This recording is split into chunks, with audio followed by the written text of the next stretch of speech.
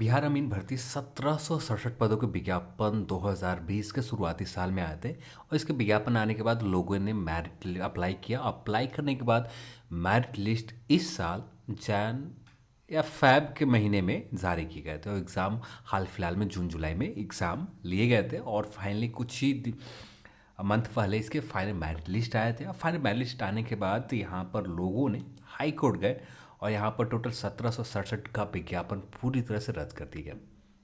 सही हुआ या गलत हुआ इसके ऊपर बात की जाए तो बहुत लंबा चला जाएगा वीडियो, क्या सही है क्या गलत है, पर कुछ चीज़ों के ऊपर हम लोग बात करेंगे इस वीडियो में।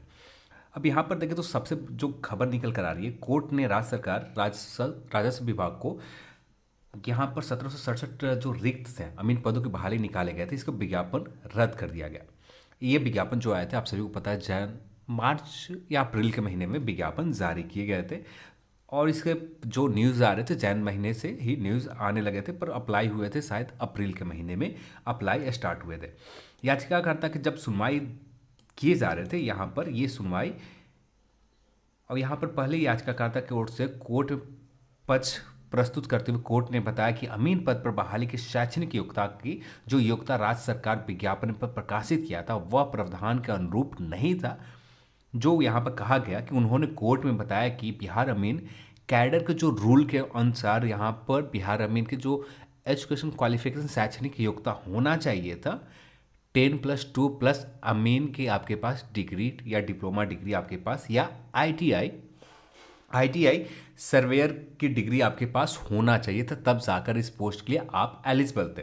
पर ऐसा नहीं किया गया। यहाँ पर सिर्फ 10+2 और प्लस यदि आपके पास अमीन के सर्टिफिकेट है जिसके लिए 10 या 20 स्कोर यहाँ पर दिए जा रहे थे सिर्फ एक्स्ट्रा। तो यहाँ पर जो मेन यहाँ पर जो अप्लाई करने के लिए लोगों को बुलाए गए थे सिर्फ 10+2 पर बुलाए गए थे।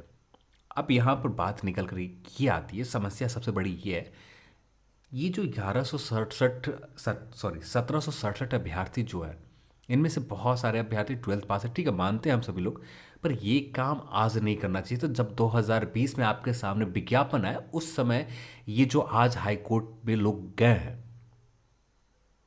उसी समय आप यदि जाते तो ज़्यादा बेहतर निकल कर आता रिजल्ट। जो लोग यहाँ पर उम्मीद लगा रखा था, बहुत सारे अभ्यर्थियों को तो नहीं जानता हूँ पर कुछ अभ्यर्थियों को जो जानता हूँ कहीं और सेटल हो चुके थे, उस जॉब को छोड़कर बिहार अमीन के जॉब के लिए उनको लगा कि हाँ यहाँ सिलेक्शन हो चुका तो इस जॉब के लिए लोग आए थे।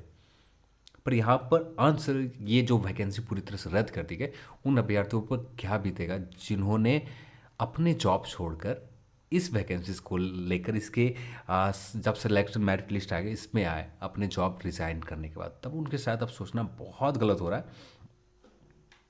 यदि यही करना था तो 2020 से लेकर अब 2000 जब भी ये मेरिट लिस्ट नहीं है तो 1.5 साल समय मिले थे। 1.5 साल कहाँ थे लोग?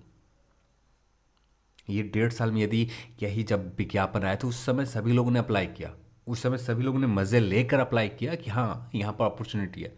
जब यहाँ पर जो 10+2 अभ्यर्थी थे जिन्होंने सिलेक्शन पाई, जिन्होंने, हाँ मानता हूँ कि इनके 10+2 में हायर स्कोर थे, आप वे लोग सिलेक्ट हो गए, आप भी तो 10+2 पर ही सिलेक्ट हुए थे, यानी पूरी तरह से बराबरी का मामला था। फिर भी यहाँ पर लोगों ने हाई कोर्ट जाने के बाद और ये विज्ञापन पूरी तरह से रद्द कर दिए जाते हैं और इसे नए सिरे से फिर से फुलफिल किए जाएंगे। बहुत सारे लोगों को जो उम्मीदें थे ये सारी उम्मीदें सब कुछ ख़त्म हो गए। अब ये जो एक्स्ट्रा अभ्यर्थियों ने अप्लाई किया था, यहाँ पर जो एक्स्ट्रा अभ्यर्थी ने, यहाँ पर जो जितने लोग के सिलेक्शन हुए, ठीक है 10+2 वाले अभ्यर्थी जितने हैं इनके फ़ी वापस होना चाहिए, कम से कम फ़ी वापस होना चाहिए। मानता हूँ इनसे कुछ नहीं होने वाला फ़ी वापस होने से, पर ये जो एक्स्ट्रा फ़ी लिए गए जे गलत बताकर 10+2 बताकर, तो इनका फ़ी तो कम से कम वापस होना चाहिए, पर ये फ़ी भी वापस नहीं होने वाला है। फिर भी जो है अब आपके सामने है, जो होना था हो चुका है।